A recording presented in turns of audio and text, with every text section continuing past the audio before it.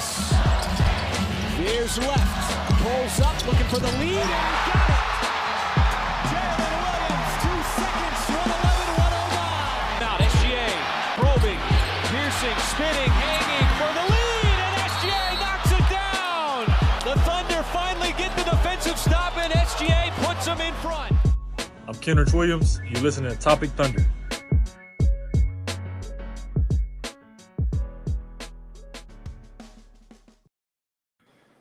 And welcome back, everybody, to another edition of the Topic Thunder podcast. I'm your host, Dylan Huntsinger at Thunder Chats. We are part of the Believe Network, and this podcast is brought to you by the good folks at FanDuel Sportsbook. I thought about it. I thought about messing it up, but I decided not to. So, as you can see, you almost sound like the Thunder.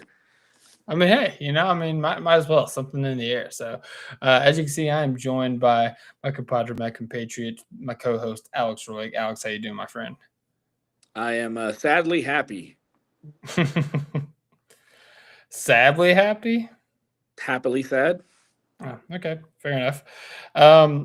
Before we get into that, I just want to address we did not post a podcast yesterday. We posted one today. That was kind of handed up my fault.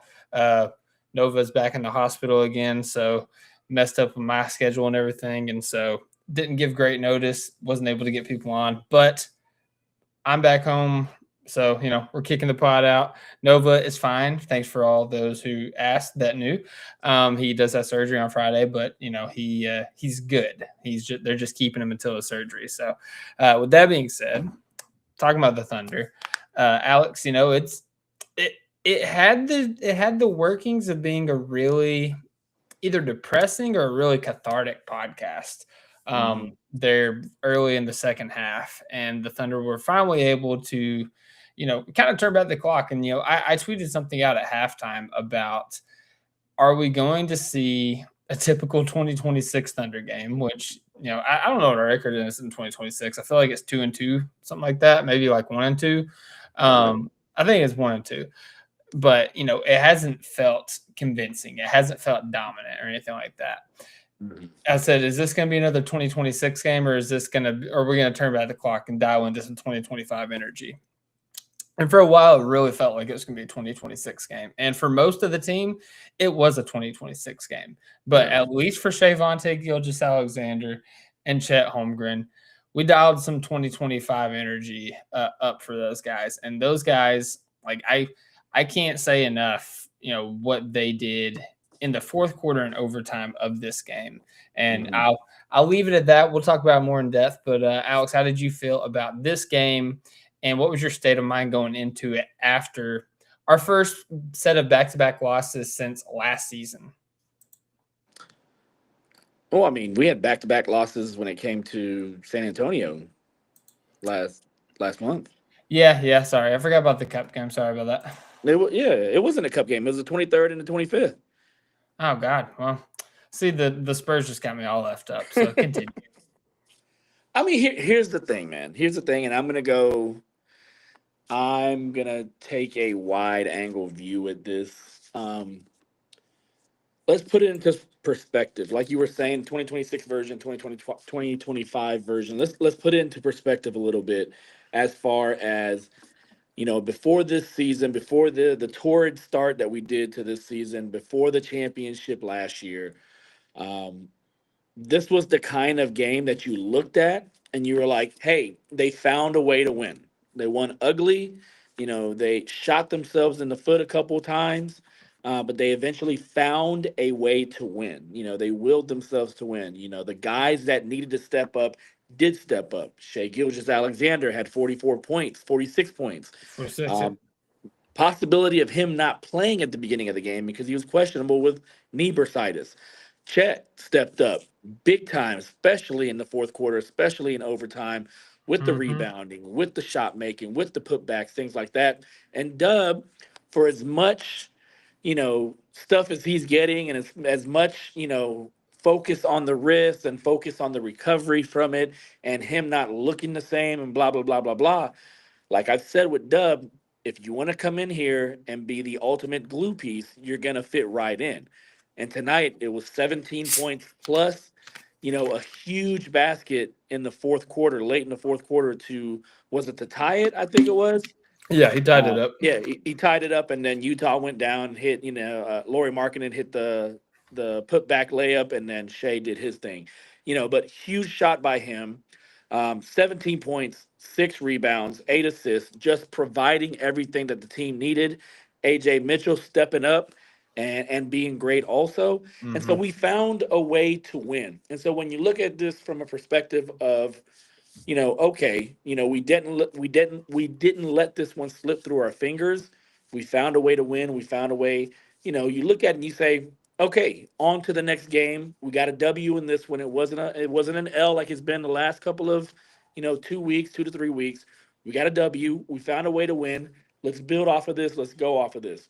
Now, when you look at it from the perspective of near term or what's been happening here lately, a lot of those same issues that have crept up here over the past couple of weeks crept up in this game. We took a Mm-hmm. huge lead. We were making shots in the first half. We took a 20-point lead in the first half. And then eventually in the second quarter, you saw Utah just kind of chip away and drive into the basket and get to the basket and get into the paint and cause issues there where they spray it out to the 3-point line and you allow their guys to get hot. They have a great offensive system. They have two good offensive engines and Markkinen and Keontae George. And so it kind of, did what it has been doing for the last couple of weeks for the Thunder as far as, incredible shot making on the other end. And then us tiring out at the end and not really having our legs under us offensively for the rest of the game. And so that kind of happened in this game. You saw points in the paint wise. Utah beat us 70-54. That's Yeah. hardly ever, that's not something that we usually do. We usually win the points in the paint battle. They out rebounded us 65-51, 19-12 on the offensive end. And it's just like those things keep on creeping up. And then the ultimate kind of eyesore when it comes to this team is the fact that our defense hasn't been as crisp as we're used to it being. Yeah. Guys are penetrating, guys are getting past the first line of defense. They're getting past the Lou Dorts. They're getting past the Case and Wallaces. And so they're not having as big of an impact defensively as they used to have. And so those are the little things that are happening that are causing us to kind of be where we're at right now. Our offense is not good enough for our defense not to be great.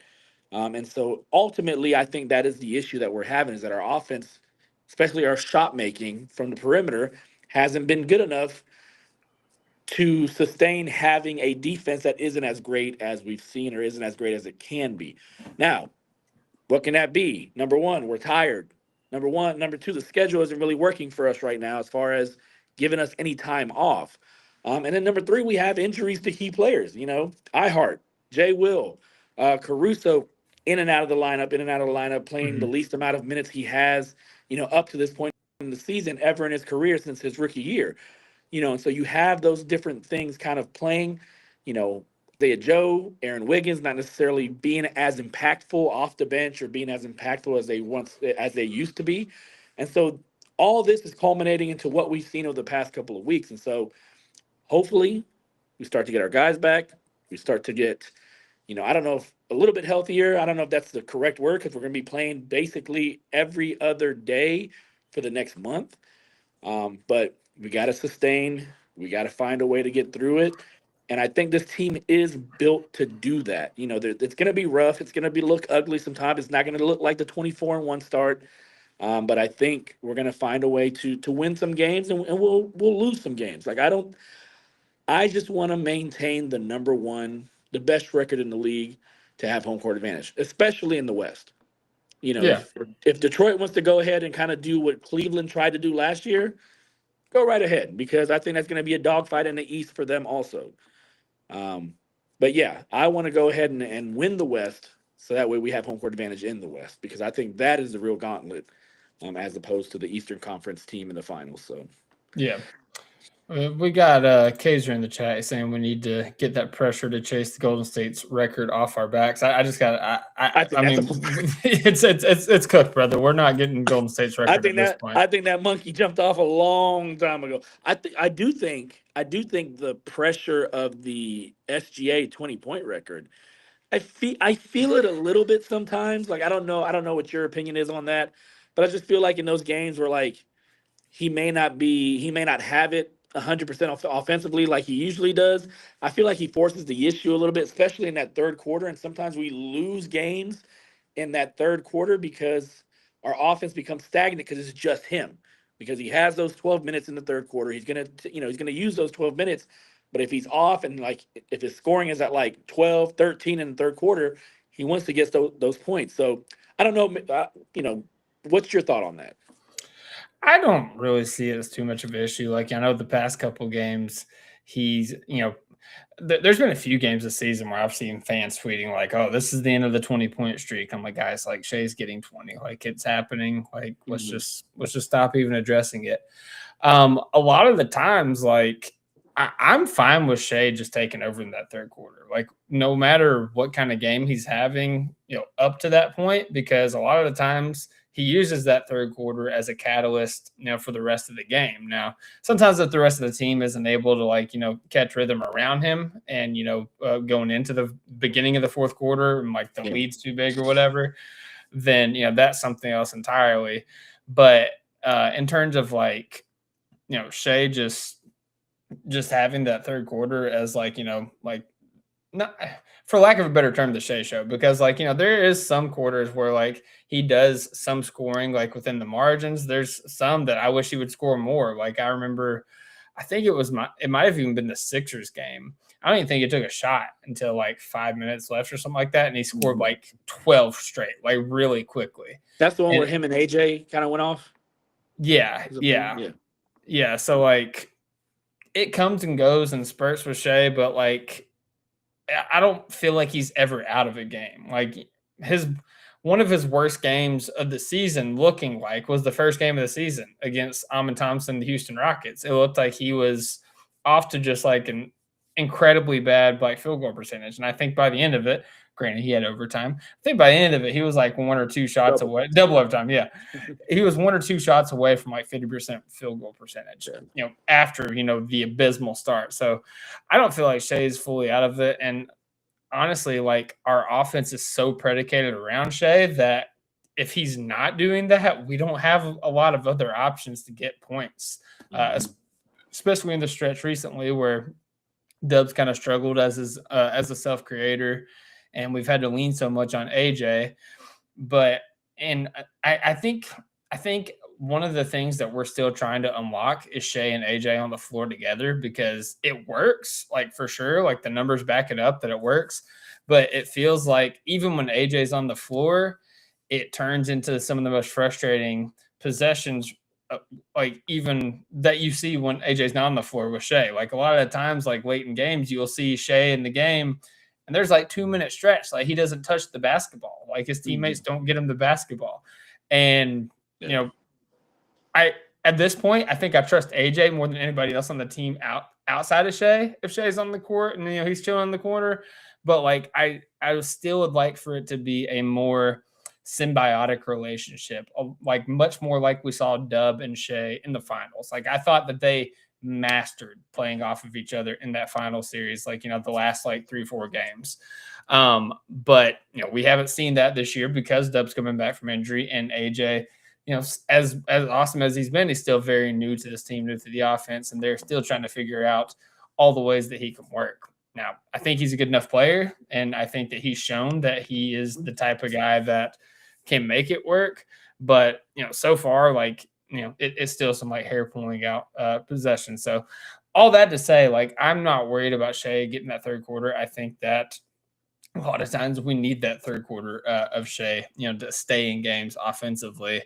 I would say that even if he's missing some shots in the third quarter, that's not what keeps us out of games. And this is Shea and the rest of the team. It's the effort defensively. It's the not getting back and the hustling on defense. We've grown so accustomed to. I don't know if you saw the clip from the young man, the three, Kevin Love was on there. And it was a completely baseless, misguided quote, because they're talking about the second apron. And to Kevin Love's credit, like he was very passionate about like, you're telling me that the Thunder can't keep their core together, like this awesome core, like the thing that Sam Presti built together because the second apron, like he built it through the draft the right way. Like he was very like passionate about it. Very wrong. Like Cam Johnson and Tommy Alter was very wrong in saying they wouldn't be able to keep the core together. But he was very passionate about it. But he was saying that we've played them a couple times and like top to bottom on the defense, like or top to bottom on the roster, like they're sprinting back on defense. Like even up 30, they're sprinting back on defense. They're like guarding you full court. Like they're up in you 48 minutes for the game. And like that was awesome for him to say that, but I don't feel like I've seen that for like the last month. And so I would say that is more of why we're losing games than Shea, missing some shots, in the third quarter, or going cold, or going on this cold stretch like these past 2 games. I think it was Focus that tweeted out that this is probably Shea's worst 2-game stretch of like his career. As like, this level of Shea, I should say, which it may very well be. The fact of the matter is the team leans on Shea offensively. So if he has that type of game, we're probably going to lose. And honestly, that's kind of not fair to Shea to have such a load offensively. And how we've been able to counterbalance it over the past season and a half is whenever he's off the floor or whenever he's off, like we're able to create offense by creating turnovers, getting out transition. That's where Alex Caruso, Case Wallace, that's where Cookies and Cream is like so good at. And we just, like I said, the pressure, the intensity, the hustle, the drive, it just hasn't been there the last month. So I think that's a lot more worrisome than, Shea, in my opinion. Yeah, most definitely. Like, if Shea is not, if Shea is not doing what he did in this game, 46 points, like, we're in trouble.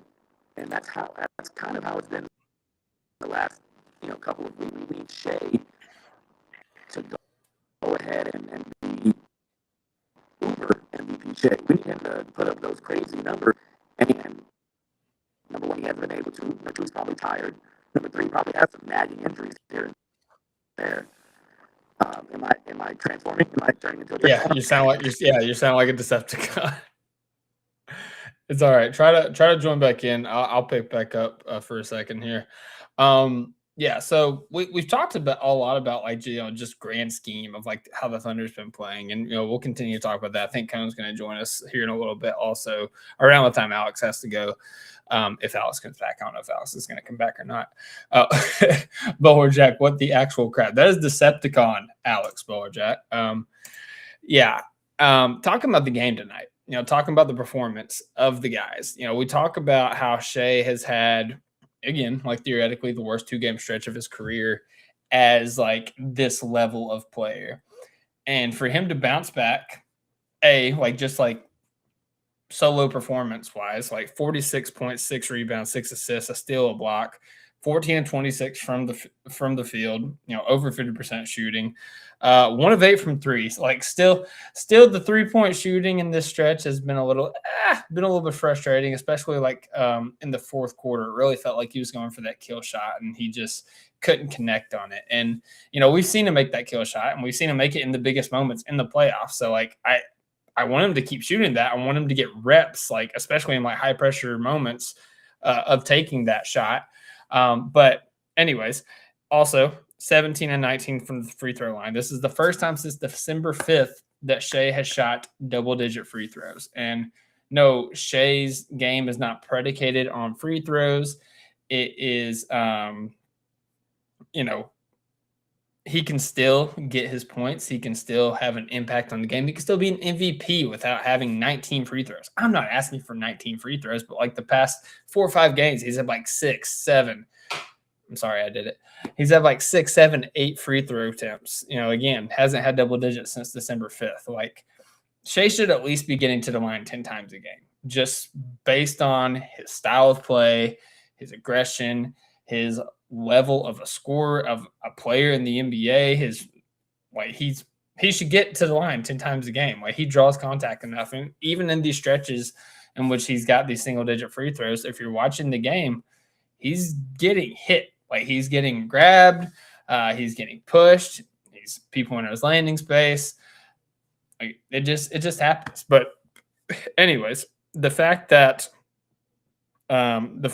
Shea was able to get to 46 points, I think that him being able to get to the line and defenders not feeling like they had the freedom to grab him, to hold him, like I was saying, it really freed up his game. And, I think he ended up with trying to pull up what he had in the first half. So, yeah, he had 14 points going into halftime, 15 points in the third quarter. It was a vintage Shea third quarter. He was in control. He was getting buckets. Like, it sucked because I think we had like a small lead at halftime. And, Shea was getting his buckets. But again, the team really wasn't getting buckets around him, wasn't really scoring around him at that time. And so that is why we entered the fourth quarter. I can't remember if we was at a deficit or not, but it was a very, very close game. And then, again, talking about the fourth quarter, and then Alex is going to join us here again. Yeah, talking about the fourth quarter for Shea. I mean, 8 points, 3 rebounds in the fourth quarter. Like those are huge plays. Like, obviously, like the points, like you need the scoring. 8 points in 8 minutes of clutch. Like that's really good efficiency. But also those 3 rebounds, they were all huge rebounds. Like they were all rebounds that, gave a chance to get an extra possession. They were all rebounds that stopped Utah from getting the basketball. They were all rebounds where Alex talked about being out rebounded by the Jazz in this game by a large margin. Shea stepping up and taking it upon himself to secure the extra possession by getting the rebounds and stopping it.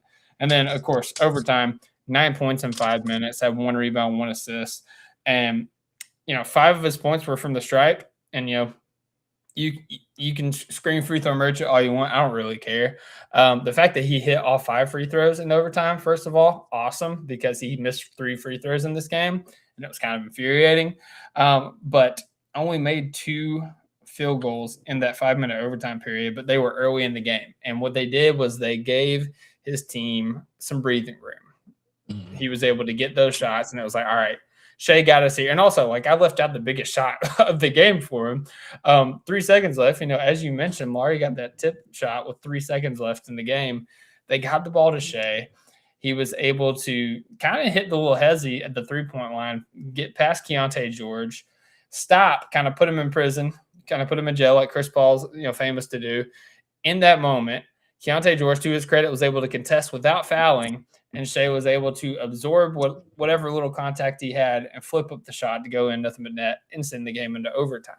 And then again, right after that, like 2 quick buckets, and I think we built the lead up to 4 at that point, and the team was able to exhale a little bit. And, to the Jazz's credit, they was able to tie it. But again, Shea was able to make big plays, and Chet was able to make big plays. We'll talk about Chet here in a little bit. But, yeah, go ahead, Alex. I was going to say, if you look, he twists his right ankle on that game-tying shot. Like, if you look close enough, he twists his right ankle. And so that's something kind of to look forward to here in the next couple games, because those things tend to swell up. Like, he was going to be fine in this game, but those things tend to swell up, especially – since they're probably going to go ahead and, go on a plane tomorrow and get into altitude. Those things tend to swell up during those trips. Am I good now? Yeah, you're good now. Let me tell you what I'm doing. Let me tell you what I am doing for the fans. Look at this. I am in a freezer. Oh my God. That's amazing. So that my phone won't go all warm and start to, sound like sound screen. Or a sound wave. I was trying to think what show it was that they put phones in freezers, but it's phones and microwaves. And I still don't know what show it was, but they put phones in microwaves whenever they're meeting with somebody. I don't know. I'll think about that. I'll ponder about that. But Shea was awesome. And as Bowlerjack mentioned in the chat, him having to drop 40 is not ideal. It's true. It sucks that in regulation that we didn't have many people step up outside of Shea offensively, but that's kind of how this offense is predicated. Like, our offense is Shea and whatever points that we can get from, Dub and Chet, and then everything else is kind of created out of looks created by those guys, and also, transition opportunities off of forced turnovers. And those are things that we just haven't been doing so well in the last month of the season. And, are there moves that could be made? Absolutely. We've discussed a couple of them on the last few podcasts, and I'm just going to tease you. I like to make little parody songs about the Thunder about once a year. I already got my next one in mind, and it might be opining for Presti to make a move. So that's my tease for that. I'm very excited about it. It's actually pretty fun. I mentioned it to Cone earlier, and Cone is actually on the pod here, ready to talk to us. Hey, Cone, what's up, brother? What's good? We're fine. Chill out, y'all. Calm down. We're good. Hey, yes, thank you. Yeah, man. Get back in the win column's nice. Look at that. Thunder can win some basketball games. Look at that. Look at us. Just take Shea to drop 46 to hit a shot to send us into overtime, and Chet Holmgren playing like a freaking all-star in fourth quarter and overtime. Yeah, I mean, OT didn't look too bad. The Jazz made some buckets, but OT I felt like overall was decent. But yeah, I mean, I think this game kind of showed a few things. Did y'all talk about catch and shoot threes at all? Why is everybody afraid to shoot a catch and shoot three? Like the guys are catching the ball right now, and it is quick like jab step to try and attack the closeout. Mm-hmm. Is it just me, or does it feel like they're doing way too much of the looking for the perfect shot type thing? Yes, that is so. That a couple of things I just want to talk about, because we haven't gotten to talk over the last couple of losses. That's one of the main things that stood out to me. Like, people have been complaining about Dub, and he has been kind of the guy that most people pointed to. They're like, oh, he's got to be better as a second option. And I mean, he's got to be more efficient and ball handling. Like, it still seems like the wrist is bothering him. He's losing the ball a little bit more. But like, Dub was great against the Suns. I think just one of the bigger issues has been, and this was kind of a problem in like the Dallas series and even sometimes in the playoffs. Like, I think sometimes the guys are a little too unselfish, and Shea, I think, also falls into that sometimes. I was so happy to see Shea just go in overtime at the end of fourth quarter. They'd be like, give me the ball and just get out of the way. Like, let me just go to work. And I think that's exactly what the team needed, was Shea to just put them on his back and be like, I'm going to carry us to just grab this win. And it was super sick to see him do that. That shot to sending him to OT was unbelievable. The double clutch midi. I know Alex mentioned he turned his ankle. I thought I also saw that he tweaked his ankle a little bit on that shot. But that was a ridiculous bucket. Dub had that huge midi to get us to OT also. Like, that shot should not go overlooked. Chet's put back also, like, in overtime, was huge. That was an unbelievable shot. And he said his rebounding has not been good enough. Like, he took responsibility and said, I got to be better on the boards. It's not all on Chet by any means, but credit to him for saying that and then being a beast on the boards tonight. Like, a lot of contested rebounds like we needed. But yeah, the catch and shoot, that's a ridiculous shot, man. That's unbelievable. But yeah, we got to shoot more catch and shoot like threes. Like, guys got to just put those shots up. I feel like we're overthinking it so much on the offensive end. And I think it's just guys are kind of in their heads right now. Like, there were multiple times. There was one time, I think, in OT or like the fourth quarter, Wiggs caught a ball and he had so much time to shoot a catch and shoot three. Like, someone was closing out, I think Walter Clayton, but he's got time to put that up. And instead, try to attack the closeout, and we ended up turning the ball over. I think I'm like, just put up the shot. Like, we just got to take shots when we get them. That's been an issue. And then the rebounding. I mean, the rebounding, we've gotten fried on the boards the last 3 games. We really miss Hartenstein. I really wish Sorber was healthy, because these are the moments where we really would have seen the impact that Thomas Sorber can have. Because Carlson's cool. Like, he helps provide stuff that we need, and he's serviceable, but he's not like a dirty work, go get the rebound kind of guy like a Hartenstein is, or even Jay will. And also those guys being like bigs as guys to box out as well, just for a lot of the guards to go in and grab rebounds. I think also, like, teams are getting so many open shots because they're getting down low into the paint. I think part of that is because Chet's not able to roam as a weak side blocker in those like lineups with Isaiah Hartenstein. Hart, of course, isn't down low, being that bigger presence. Also, I think the offense is hurt because Hart's not out there to set screens. His playmaking is helpful. Like, him as the threat in the middle of a zone if a team throws at us with the push shot and things like that. Like, we miss those guys a lot. But even without them, we should have not gotten blown out the way we did to the Hornets. Although LaMelo Ball's in absolute circus shots. He was just ridiculous. The Suns lost, that's a good team. So I don't mind losing like a 1-possession game to a really good team on a ridiculously contested Devin Booker 3, by the way, over 2 guys. On the road. Yeah, and I don't know if y'all saw the next game. He shoots that same shot to try and win it, airballs it. Like, the exact same shot, basically. Like, it's the NBA. We got gamed in a big way by Anthony Edwards. That's just one of the best players in the world making a shot. Same thing with the Devin Booker. I'll live with those losses. Those are fine. The Hornets one is the first game all season where I've been like, what the hell are we doing? Mm-hmm. And then today it wasn't pretty, but I think getting back in the win column, I think just getting kind of, the stigma out, like the losing out the window, I think they'll bounce back. I think they'll be better from here on out. So those are just general thoughts about the game. Yeah, and talking about Chet, you talk about the rebounds. You gotta go, Alex. Good to see you, brother. Good to see you, Rob. Bye. Talking about the rebounds and Chet stepping up on the boards. He finished with 12 rebounds in this game. Do you know how many were in overtime, Cone? How many of those boards in overtime? 3, 4? 5. He had 5 boards in overtime. 5. And yeah, I mean, it felt like he was battling down there. Like that was one of the things I noticed in OT was, end of regulation, we get beat on that Lauri Markkanen board, and it felt like Chet made a point. He's like, I'm going to go get that basketball. And also, like Shea was also, there was one play where Shea was like across on the other elbow, and Shea like ran under the basket, swang over to the other side, and just grabbed down like a contested rebound. He's like, I'm not letting us not get a rebound. He's like, I'm going to get this rebound if it's the last thing I do. And that's the effort I think, we've been missing a little bit. Like we've been missing that dog, that edge, that tenacity a little bit on both ends. And I think the rebounding is part of it. I feel like also, I would be shocked also if there's just tired legs. I mean, these guys have played more basketball than anybody, like over the last, year or so, going to Game 7 of the NBA Finals in a dogfight series against the Indiana Pacers. And you see what's happened to the Pacers this season. Like, of course, they're missing Halliburton and Miles Turner left. Like, those are bigger issues. But I think also they've probably got tired legs. Like, this is part of the reason it's so hard to repeat as a champion. And we've got this frantic style. I wouldn't be shocked if guys are tired, So it's not been pretty. It's not been pretty, but at the same time, like the fact I'm cool with it being right now. I mean, there was that same stretch last season. It wasn't as ugly,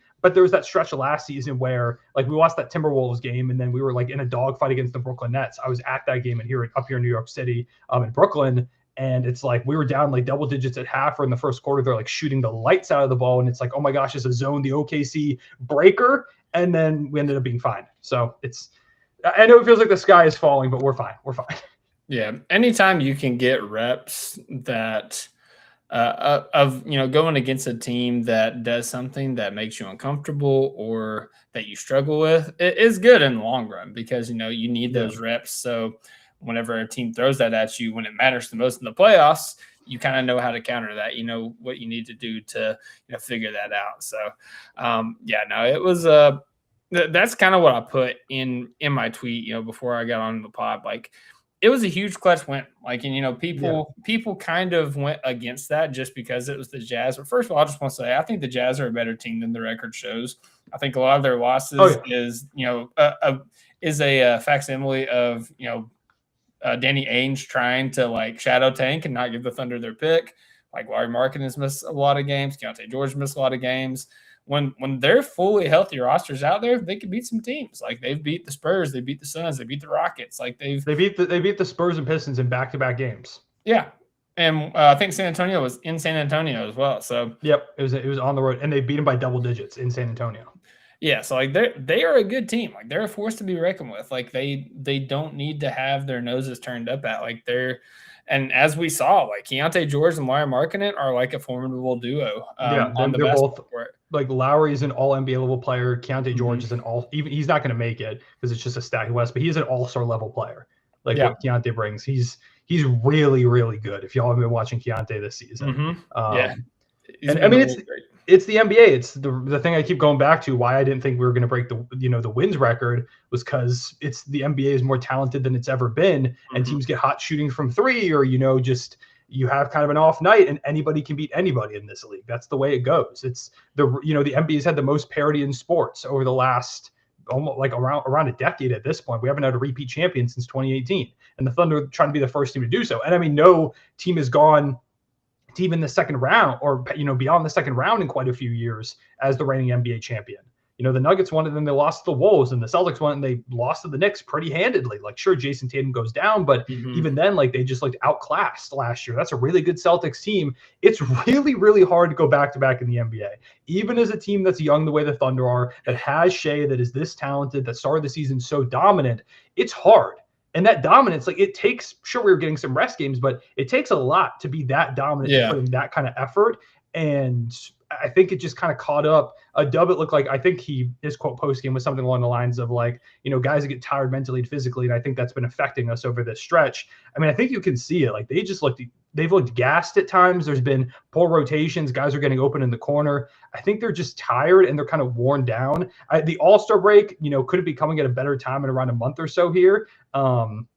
I think that's going to be a big rest time for these guys to go ahead and reset. We have to do some tough games, coming up before that and right after that. And hopefully we get Hartenstein back and Jay Will, because if you have not realized the value of, having a healthy front court, especially iHeart, like at this point, he is such an important player to this team. It feels a lot like when against the Mavericks in the playoffs, like we'd have Chet out there and the second Chet came off, it's like everything like just fell apart for us. Then I need to actually check the net rating at some point, either before the end of this podcast episode or after, of what the non-Chet minutes have looked like, because it's been rough. Yeah. And when you have iHeart out there, as well as Chet has two different options to throw with Dub in those second units. And credit to AJ tonight. He stayed aggressive. It wasn't very pretty down the stretch. Like he was kind of throwing up some ill-advised shots, but I'm just glad he was aggressive. Like we just needed somebody to be aggressive, but like life for him and Dub especially is so much easier when iHeart's out there as that screen setter. To just open up the game. Yeah. It's a much, and like, depending on like what your taste is or like, what's more effective, like that doesn't really matter as much as the fact it just gives the defense a different look. Like Chet's really good at like the rub and like the ghost screens, but like iHeart's good at like the bone crusher. Like I'm going to like make you feel me whenever you run into we don't have any real like screen setters playing right now. Like it's guard to guard screens. Sometimes it's Chet, but yeah, like you said, Chet's not really like a big body screen. Jay Will is a big body screener as well. Like he was kind of our only guy before iHeart came in. And we just don't have a screener right now. And I think that's more important than people realize. Like there are things, we have to shoot better 100%. And even like when we do shoot decently, there are problems with the offense. But I think people are underestimating the impact of those types of guys for sure. And also like just the not even just the screens, but the DHOs. Like iHeart's DHOs are like pivotal to our offense in terms of like getting guys downhill and getting guys open shots. Like, and I think that that's also a contribution of why our bench shooting has struggled, because like Isaiah Joe specifically, like his two-man game with Isaiah Hartenstein, like their chemistry, like anytime iHeart gets the ball and like Isaiah Joe like cuts back around him and he just passes the ball between his legs, like their chemistry is unflappable. And so like I think that he's definitely missed him. And I think it goes to like Casey Wallace and Aaron Wiggins and Alex Caruso as well. Like all those guys really miss having iHeart or Jay Will out there to set them up, because people forget, people like to rag on Jay Will, whenever he's not playing well, but like he is kind of like a poor man's iHeart in the fact that he is able to play make with the basketball. You can run DHOs with Jay Will. He's a guy that can hit, that can hit guys cutting out of the short roll. Like he does a lot of the things that iHeart can do at a pretty high level. And right now we're missing both of those guys. So it does make that probably is a big factor in the offense. I think I saw Ryan Rizzolo talking about our 12-game stretch that everybody wants to throw around prior to this game, in which we was like 6-6. It was like the stretch after we went 24-1. And in that stretch, we are still the number 2 defense in the league, in terms of like defensive rating, and also net rating. I think we were like 5th. So like we were still a really good team. Our offense is what struggled. I think it was like 22, 24, 25, something like that. And also our shooting struggled. Like we're in like the bottom 5 in terms of like 3-point shooting. And that's kind of just what it boils down to. Like, you're not making your shots and you don't have a lot of optionality offensively in terms of like creation. You're relying on Shea, you're relying on AJ, and you're relying on Dub to create their own shots. And you don't have, that DHO to throw in as like a new wrinkle in the offense, something that keeps the defenses guessing and frees up other guys. So. Yeah, for sure. I mean, it's way more than just Dub struggling a bit as a second since coming back from the injury. Like, we do need him to continue to step up and be improved, and I trust that he will. I mean, he hit a big shot here against the Suns. He hit that huge shot to tie it up and force Devin Booker to hit the shot to go ahead and beat us. Like, Dub's had some huge moments for us. It's not been perfect. It's not been up to his standard from last year, and that's I think be expected. He's still coming back from a wrist surgery that kept him from playing basketball the entirety of the summer. If I had to play basketball for an entire summer, I'd be a lot worse than he is. it's tough, man. It's tough to come back from those injuries, and I trust Dub will be better. I do think, shooting could be addressed at the deadline. I'm not opposed to making a move. I know, Trey Murphy, like the report came out that there's, like maybe a first round pick or two package on him. And then he went out there and had like a 40 piece and was knocking down 3. So maybe that went up to now 3 first round picks, but like, he's a guy I wouldn't be opposed to. He's not a perfect player. I have some worries about like his shooting, or not shooting, his finishing a little bit. The shooting is fine, but like, it's fine as long as we get a guy who can knock down shots like that. But it's also, there are going to be ups and downs through any season. And yeah, this stretch has been a bit of a lower one than we saw it all last year. But there were ups and downs last year. They came in the playoffs as well. And, it's continuing to be a learning experience. It's still an incredibly young group. There are going to be some growing pains. And I think we're going through some of those right now. And I do think, having to fight through this adversity and figure out, okay, well, we don't have Isaiah Hartenstein or, Jay Will, how do we create offense? Like, what do we do here? What do we do there? Allowing, Mark to come up with new schemes and things like that. And, more opportunity for like an AJ. And we're starting Wiggs right now, seeing what he can do and things like that. I do think there are benefits from going through it the way that we are right now. And it's hard to see in the moment. I know everybody's freaking out. And there's all these people that have been waiting on the Thunder's downfall on Twitter that are, talking trash, and you're having to deal with that. Yeah, I get it. We've all been dealing with that over the last few weeks, with the Spurs losses and things like that. But I think ultimately it's stuff that will make this team better long term. And yeah, nobody's gonna have a perfect season. As much as it seemed like the Thunder might at one point, it's like, can they go 81-1? It's hard to win 68 games. Is ridiculously hard. To do that in back-to-back seasons, never mind 70, is a whole other thing. Yeah. Yeah, no, it's they're up against it in terms of like, the things that they are battling to, get to that point. And, we are in kind of like a weaker stretch of games right now in terms of like our opponents that will be coming up. I think we play the Grizzlies on Friday. Yeah, Grizzlies are next. And then there's another like not super high That's level. the Heat. Okay, yeah. So the Heat are actually a solid team. And then after that, it's the Spurs, right? Yeah, then it's Spurs, Rockets, Heat, Cavs in the next 4. So some tougher games there. That'll be an important stretch, if we're especially, if we're able to get some guys back and, kind of integrate them into the lineup and, play Thunder basketball, man. Like, put our best forward, like play our best ball out there. I still think that when this team is, at their best, they're better than any team in the league, and it's not even close. But we haven't seen them at their best in quite some time. And, kind of what you were saying about like the toll that it takes physically and mentally to, play dominant basketball. Like, I've been harping about like, a lot of why our offense is struggling is because our offense is basically Shea, and then it's predicated a lot on creating turnovers and getting out in transition and, creating easy buckets off of that.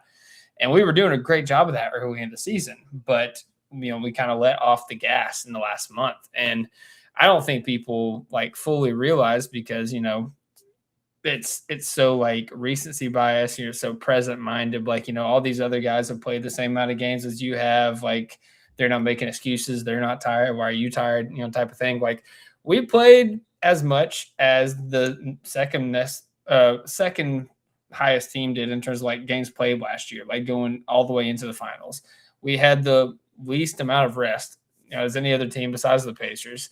And we came out from jump, like trying to play that same play style that we was playing in the playoffs. Cause it's a very high energy play style. Yeah. And like, that's all we know. That's Thunder basketball. And I think that we realize through injury, through fatigue, and through, lack of intensity, that's not something that you can replicate for back-to-back regular seasons. And I think that's why you've seen them kind of step off the gas a little bit. And, again, kind of going back to like, getting looks that make you feel uncomfortable and that facing that adversity and, coming out on the other side and, having counters for that.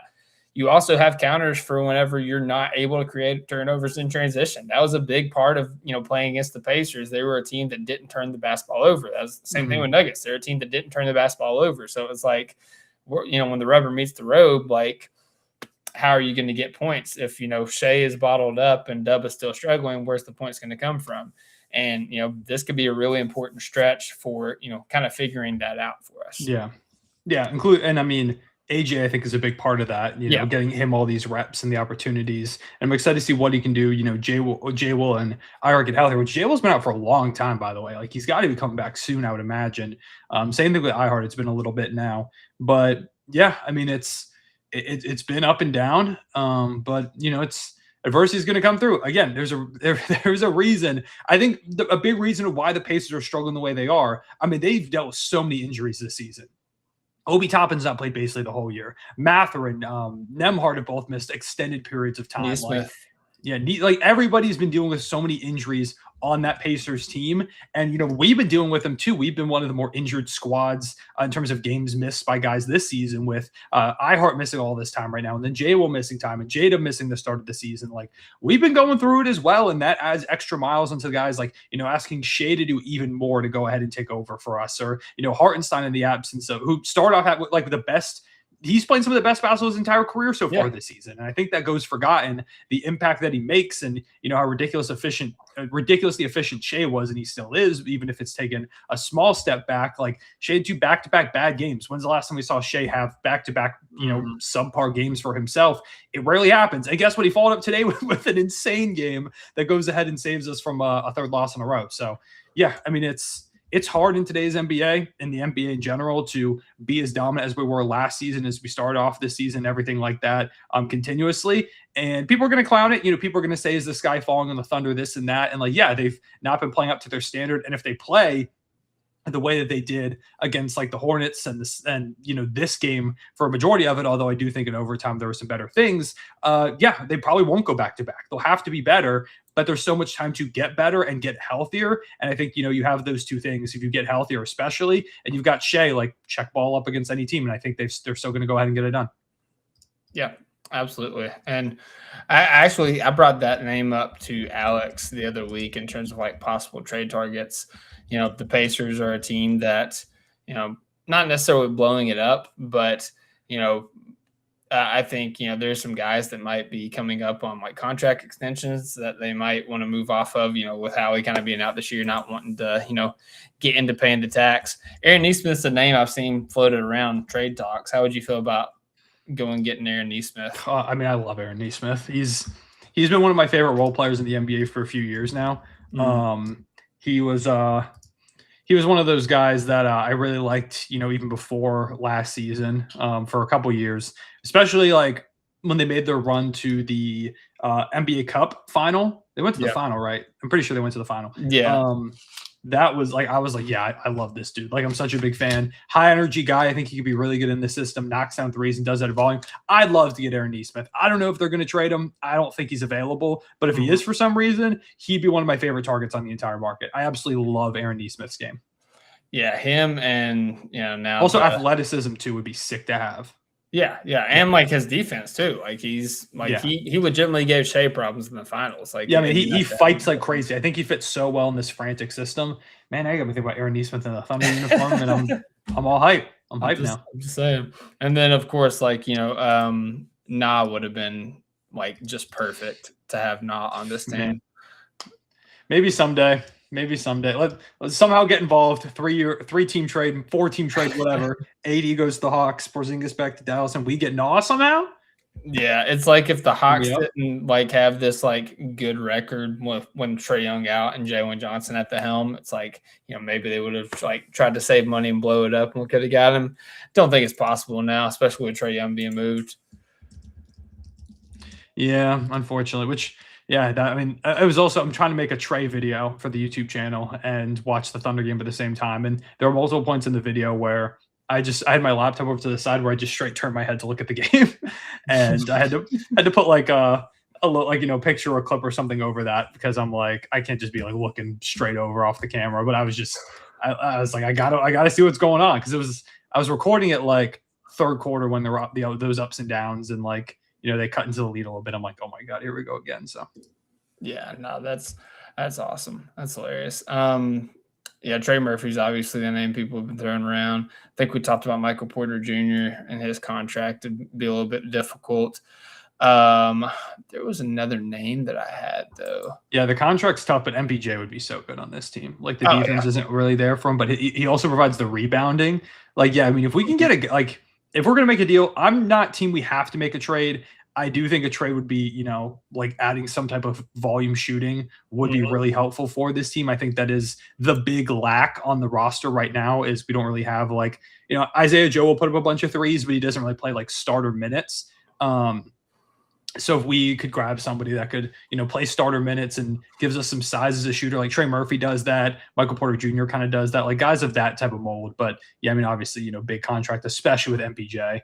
But he's been so sick this season. I'm in the camp that he's all-star level. It's not just because he's in Brooklyn. Like the efficiency has been ridiculous too. For someone who's got nobody setting him up, imagine Shea setting up Michael Porter Jr. for threes on the perimeter. It'd be crazy. Yeah, he's a guy I've long been an advocate for. Before he got like his huge contract, I was like, he'd be, whenever we was still rebuilding, I'm like, he's a guy that I kind of like throw picks at just because like he's such a talented shooter and scorer. Obviously, just keep his mouth shut. We're good. But the good thing is, I mean, he'd quickly go to 0-0 mentality, like, reset every single day. Kind of. The second he gets here, don't worry, he'd be saying Presti-isms left and right. We'd have it figured out. Yeah, no podcast mics here. No one on the team podcast, so that's helpful. Andrew Wiggins, how you feel about him? Wiggins would be cool. I mean, if we talk about a Thunder killer, I mean, we want to add him into OKC, just see what he can do, full-time Thunder player. Wiggins. Yeah, he doesn't shoot threes at a crazy volume, but 39% shooter and gives us, he is a defensive guy. He gives us someone with athleticism. I wouldn't hate Andrew Wiggins if he's a little bit of like a buy or low, buy a little bit lower option for this team. Like he's not going to cost you as much, I would imagine, as as like a Trey Murphy or Michael Porter Jr., of course. But yeah, I mean, I like Wiggs. Wiggs is a good player. And yeah, there is a world where he just really does unlock full Thunder killer capabilities in OKC. And it's like, yep, he's just the greatest player of all time now. He's ahead of Shea. We have a new MVP. Oh, God. Yeah, and then the only other name that I kind of threw out to Alex, I threw out a couple others. I can't remember. I did throw out like Derek White if the Celtics floundered and they wanted to, get off some money, but they're rolling, and Jaylen Brown's they're a good spot. Yeah, Jaylen Brown's playing great, and there's talk about Tatum coming back. So yeah, they're probably fine. I was looking at the Bulls, and the joke. We're not getting back Josh Giddey, but there's a couple options at guards in terms of like guys that can create, that can shoot, that can self-create. Kobe White's the name that's kind of thrown out there, but I'm talking about Ayu Dosunmu. Love Ayo. Ayo's so cool. Yeah, I mean, honestly, either one of them. I mean, I wouldn't hate a world where, we get involved and get Kobe White. He's making more money and you got to pay him. So that's kind of the not ideal thing there with Kobe. But we want to talk about someone who can create with the ball in his hands. He's sick. But I would love Ayo Dosunmu. Like if he's available and the Bulls are, just looking for like a draft capital of some kind, I would take Ayo in a heartbeat. I mean, he's only making you've got to pay him this summer. But he's only making $7 million right now. I think you can re-up him for like right around 15 mil. I don't think it would cost you that much. Kind of, probably a little less than what like Lou Dort is making right now. You just re-up with Ayo Dosunmu. I'd love it. I mean, he defends his butt off. He's got some playmaking chops to him. And he'll shoot the ball. Like he is not afraid to take threes, and he shoots them incredibly well. Ayo's awesome. So he'd be someone I'd like. Let's go. I got two guys that come with like. I mean, 14 on 51, 44, 86 splits. Yeah, sign me up. Yeah, how is he on defense? He's a defender. Yeah, he'll lock in. Yeah, he's someone, especially you put him in this system and take him out. Like he's been good over in Chicago, but like especially if you put him like over in this system, like he's gonna sit in that chair and he's gonna defend. I think anybody you grab. So I'm never really too worried about someone's defensive fit with this team because I'm always kind of like, if someone is willing to, if someone comes into this roster, there's so many defenders around them. Like as long as they're willing to be, helpful on the offensive end, like give me that player. So yeah, and at least like be active team defender. Like we're not asking you to like go lock up somebody or anything like that. But yeah, no, I feel that. Real quick before we get out of here, I just gotta. It was a rough night betting wise, Cone. It was a one leg away. I'm sorry I missed your you're asking about the cash out. I apologize. I missed that one from you. Yeah, so I actually sent this one to Cone after the first 4 had hit. I got Mattis Buzelis scoring the first 3 minutes, Joel Embiid, Con Knipple, Jaylen Brown. At this point, I sent it to Cone. I had 4 other players. I had Michael Porter Jr., Devin Booker, Chet Holmgren, Almond Thompson. As you can see on the screen, Devin Booker did not hit. Wants to hit a game winner over us, and it doesn't want to help you out with your bet. It's ridiculous. It's actually egregious, is what it is. And Chet was very close. I think he hit a free throw with like 9-11 or something like that left. So it almost didn't hit anyways. But yeah, that was one. Then I had another Thunder game one, just a sample. I had a 50% profit boost, so didn't have to put a lot on there. But I had Jalen Williams 15 hit, Dort 5 hit, Chet 8 rebounds hit, Shea 6 assists hit, 20 for Chet, 30 for Shea.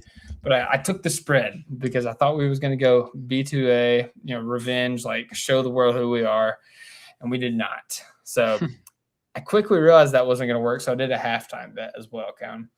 And I hit everything except for freaking Aaron Wiggins needed 3 more points. And that catch and shoot 3 we talked about. I was about to say, you talk about the freaking catch and shoot 3 and the hesitancy. that was the play, man. That could have got me the win. That's tough. That's tough.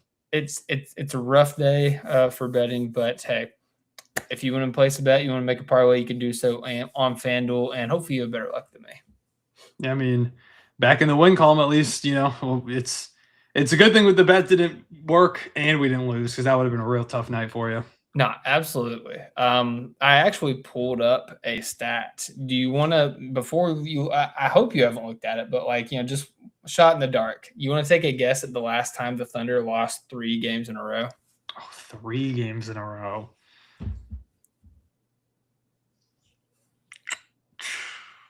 2023?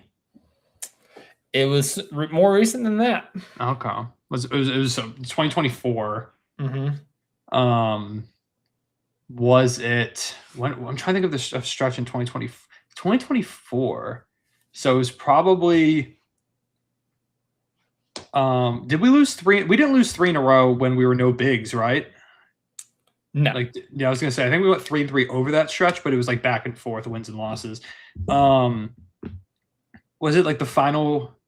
No, because we're playing down for the 1 seed, so we weren't resting anybody at that point. I was trying to think like the year we got the 1 seed for the first time. What? I don't know. I can't remember exactly. Was it around the time of the fan event in 2024? It was not. It was actually, like you were saying, it was late in 2024. It was April 2nd, 3rd, and 5th against the Sixers, Celtics, and Pacers. The only notable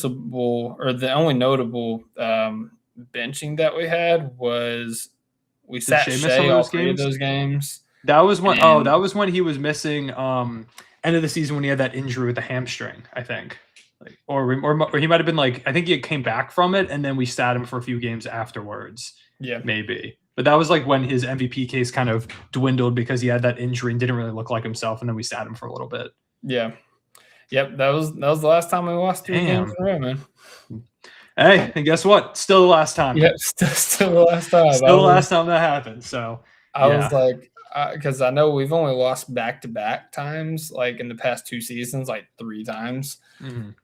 Or no, I think 4 times now with this most recent one. So I was like, when's the last time we lost 3 in a row? And I had to go do some digging. So I actually have a stat I wanted to ask you about. So the Trae Young trade happened today. Mm-hmm. You might have seen it already. I'm not sure, but do you know how many players from the 2018 draft class are still on the same team that they were drafted to? Oh God. So Luka's not, Trey's not, Shea's not, Ayton's not, Bridges is not, MPJ is not. I don't even know who the next guy would be. Oh, Miles Bridges. Miles Bridges is still there. He technically got traded. Yeah, technically got drafted, but let's just say he went to let's just say he went there. There's only he and one other. Well, if we're counting that, even if we're not, there's only one other person in the entirety that you could kind of consider of this entire draft class that is still on the same team. 2018. He was one of the top picks. He's one guy you skipped over. God dang it! Of course he is. Oh my God, this is gonna piss me off. It was the number 2 pick, wasn't it? No, it was Bagley was number 2. Bagley. Oh yeah, he's definitely not still there. Yeah, definitely not with the same team. We play him in a couple days here. Grizzlies. Yeah. Oh, Jaren Jackson Jr. Yeah, Jaren is the only player who is technically still with the team that drafted him from that entire class. That's crazy. Which is crazy. Like it's crazy that Luka before Trey, that ended up not being on the same team anymore. But it's crazy because we think about that as one of like the best draft classes in recent history. Like it will probably go down as one of the best ever. And I mean, like only one guy still on the same team. I guess it's been 8 years. Like 8 years is a long time, but even still, man, you think it'd be more than just. And we'll count Shea too. We'll say Shea's been here from the start. Yeah, I mean he basically has. Yeah. Technically, he's been traded twice, but basically has. That's true. I mean, hey, the Charlotte Hornets, they want revenge on Shea. They're like, hey, we could have had you. We decided we didn't want it, and guess what? Here's Con Knuppel. So, yeah, freaking Con Knuppel. Dude, he cost me on another parlay. I had him for 15 points. I'm like, I did like one pick for every game, and I had him for 15 points, and he got 11. In like the third quarter, and he didn't score again. I'm like, what are you doing, man? That's crazy. Out of that, you got him out of all those games because he's been going insane. That was the game that you ended up picking him. I guess that's how it goes sometimes, huh? Like I think FanDuel had him at like for the longest time they still had him at like minus 150 or something like that for 15 points. I think they moved it to like minus 300, but I had like other legs, so it was fine. But yeah, 15 points, man. He had 11 in the third quarter. Like he couldn't score 4 more, and it was a close game too. Like what's happening? Real quick, just to give people some perspective on the the Thunder losing games. It feels like the sky's falling. They lose to a Hornets team that's not very good, but is very very talented. Of course, still not enough to blow us out or anything. Better than the record is. Just a couple scores, across the NBA today. Like the. Where was the game I was looking for? Specifically, like the Rockets are currently down 7 to the Blazers. 6:48 left to go in that game. The Celtics, who've been one of the best teams in the NBA this season, just lost to the Jokic-less Nuggets. No Jokic Nuggets. These games kind of happen. We talked about like the Jazz beat the Pistons and the Spurs, and those are two of the upper echelon teams that everybody's like, oh, they're gonna, especially the Spurs, they're like, oh, they got the Thunder's number, they're gonna beat them. And the Pistons, like they just went ahead and then beat the Knicks, like not in Madison Square Garden, but by 31, like just annihilate them without Jalen Duren. Like it's an anybody can beat anybody league. So never take one game result as like, oh, it's all over, the sky's falling. Yeah, there were things that were concerning over this stretch, including that game, but like one game sample sizes, it's the same thing why like one game plus minus, you should never use that. Like it's just not a valuable stat because there's so much variation in a single game. So we're good. We're chilling. We got to win. The Thunder can win basketball games. Don't worry. Confirmed. It happens. It confirmed the Thunder do win basketball games. Dude, did you see all the like buzzer beaters that happened today? Yeah. Paolo hitting a game winner. Quickly. Yeah, quickly game winner. It was a crazy night in the NBA. Trey traded. Shea sends it to OT. Paolo quickly game winners. Wasn't there another like really big clutch shot? Looking at the scores, not really anything that would have necessitated that. Yeah, I'm probably just thinking of yesterday. 17 assists. Brandon Williams had one yesterday against the Kings. It wasn't game winner, but it was like a huge shot down the stretch to go ahead and give them the lead. So I think I was thinking about that one. But yeah, I mean, we want to talk about the Nuggets. I mean, everybody was saying, oh, Shea's team would do all this without him. The Nuggets are 2-0 without Jokic. Or 2-0 without Jokic or anybody really in the last couple of games. Like, yeah, teams are talented, man. The Nuggets are talented even without Jokic. Like I still think that's our biggest competition in the West. So. Hey, Wizards beat the Magic last night. The Grizzlies beat the Spurs. The on the come up Wizards, by the way, the Thunder East Wizards is what people are saying. Yeah. Did you see Clemente's take about Trae Young? He said no, I didn't see it. Said if he does that, Trae Young will be Will Dawkins Shea. I was like, let's calm down. Yeah, because CJ McCollum was Will Dawkins, Paul George. Yeah, top 3 in MVP and D-Boy. People are saying, hey, shout out Paul George. He's playing great here recently. Yeah, man. I mean, the Sixers have been looking good. It's a shame they lost to the Nuggets the way that they did. I just got back to New York City yesterday from visiting my family, being back home for a couple weeks for the holidays. and I was watching that Sixers Nuggets game with Ryan, my brother, and he's a big Sixers fan. If y'all didn't know, devastating into the game. He was getting so lit. VJ was going crazy. Like PG was hitting shots, and Embiid was doing his thing, and then Zeke Naji, Peyton Watson, Jalen Pickett just going crazy. That's just a crazy sentence that you just said. Yeah, Zeke Naji had like 21. He was hitting crazy reverse lays. I was like, what is going on? Man. Yeah, Peyton Watson's been playing really good. And he had 30 today. He had 6 threes. He had 30. Golly, that's crazy. Yeah, man. Jamal Murray is an all-star lock, by the way. Yeah, no, he's been great as well. What was Chet Holmgren? Brent Bear was trying to say in the broadcast the other day that he wasn't an all-star. I was like, what are we doing, man? He said that his offensive numbers aren't there. I'm like, he's averaging 19 and 9 on like 57, 40% 3-point shooting while being the favorite for deep boy. Like, shut the frick up. Yeah, I mean, after tonight, it's 18 on 58% from the field, 39% from 3, 79% from the line, 8.5 boards, 1.8 blocks a game. Yeah, and every advanced metric will tell you he's just one of the most impactful players in basketball. Yeah, for sure, man. His offensive numbers aren't there. And also, the Thunder are the 1 seed. Like they deserve 2 players, and Chet has been the second best player for the Thunder. Like, I put out a tweet. Like, I'm sure you agree with this as well. Like, there's been stretches and moments in this season where Shea and Chet have been the best duo in basketball this year. Mm-hmm. And I think that in the fourth quarter and overtime, we saw one of those stretches. Yeah, I mean, it's huge to get that from those guys. Like, I mean, even Dub, like, I know people have been really hard on him, but it's been tough. Like, he clearly is not comfortable with his wrist. Like, it's clearly taking some time to feel like himself. And the defense he played on Lowry to go ahead and get the stop so that we could, end up winning in overtime, it was huge.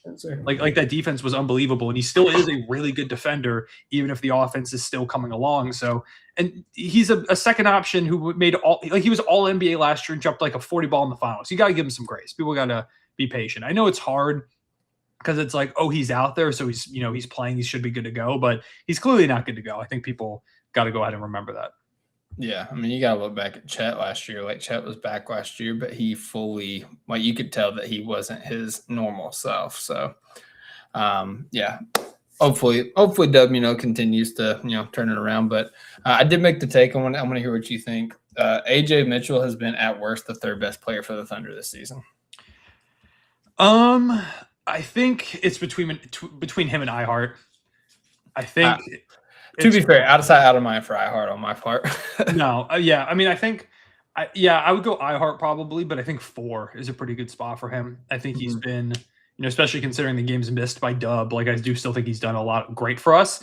But yeah, thinking about who's been here all season, picked up the slack in the absence. Like, yeah, I think AJ at minimum has been number 4 on this team, which is crazy. Like, you think about, he's a second-year player with less than a full year of games under his belt. That's ridiculous. Mm-hmm.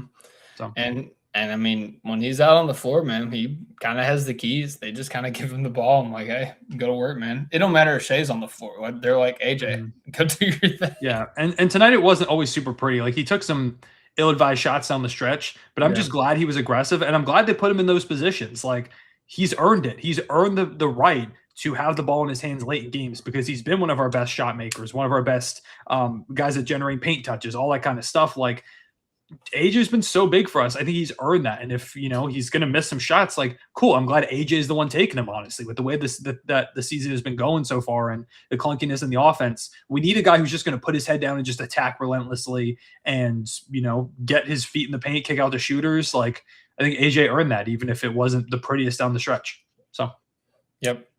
Alex just sent a picture of the freeze frame of Shea's ankle on that shot. That's rough. Yeah, it doesn't look super great. I can't lie. So. I mean, that's why he does all those exercises in the off season, though. Like we've seen many freeze frames of Shea's ankles doing some questionable things. It's a good thing the Shea ones have good ankle support. Yeah, the fact that he hit a game winner with his ankle like that is a good enough commercial to go ahead and buy the Shea ones. Is all I'm gonna say.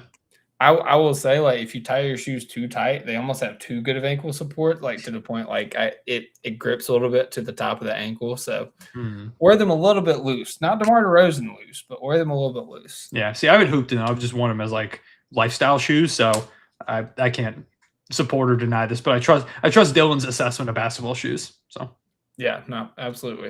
And if your ankle gets hurt because of it, it's his fault. Oh yeah, there you go. Yep. There you go. That's the disclaimer. So Yep. yeah, with that being said, I mean, we played the Grizzlies on Friday. I will likely not be there. Nova's having surgery Friday, but I think Focus did say he's going to be on. And then, I don't know, some conglomeration of the unit will be on here, but Focus said he will for sure be on. So look forward to seeing the return of Focus. He's had a holiday hiatus, winter break and whatnot. So it's good to have him back on the podcast. Also, I hit up the guys from Nerd Sesh and I said, when can you guys come back on? Because we need you to reset the juju. Because when they came on the podcast, we were 24-1. We were talking about the historic talks and everything. Ever since that podcast, Cone, everything has gone downhill. Yeah, they got to come back. I got to hop on with them and yell at them. Yeah, absolutely. My guys, I can't. I can't let them get away with this. We got to reset the juju with the guys from Nerd Sesh. But yeah, shout out to them. That we'll definitely be looking at that. And yeah, we'll be it's gonna be a good time. I think the Thunder are starting to right the ship. I think that anytime you can get a clutch victory, it is good for your team. It is good for morale. It's good for the locker room. And hopefully we can build off of this. So we can springboard to this, pick up the next couple wins against the Grizzlies and the Heat, and then there's your test again. You play the Spurs, you play Wemby.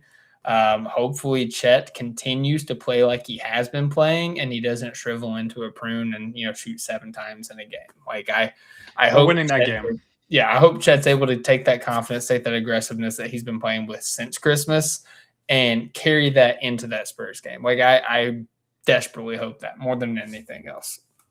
Yep. And he will. There we go. It'll be a good game. That's the Cone guarantee. The Cone guarantee. I don't think we've had one of those on the pod. The famous, everyone talked about it. So well known. Absolutely. Yeah. It's almost as well known as the Cone curse. So don't talk about that one right now in the context of all this. Don't talk about that one. This is true. Yeah. Forget anything I said. What's Cone curse? So with that being said, thank you guys for listening. Thank you guys for the people in the chat. We do have a shout out D's Laughs White Claw.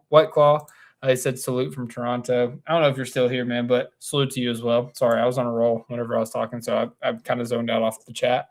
Appreciate you guys on here in the chat now, and also retroactively, not posthumously. Go ahead and subscribe to the channel. Hit the notification bell so you miss out when we go live. Like the video. That helps us out a lot. Find us anywhere you listen to your podcast. Leave a 5-star rating, positive review. That would make us all warm and fuzzy inside. And who knows, maybe Cone will give more guarantees if you do that. So yep, more Cone guarantees coming up. Don't worry.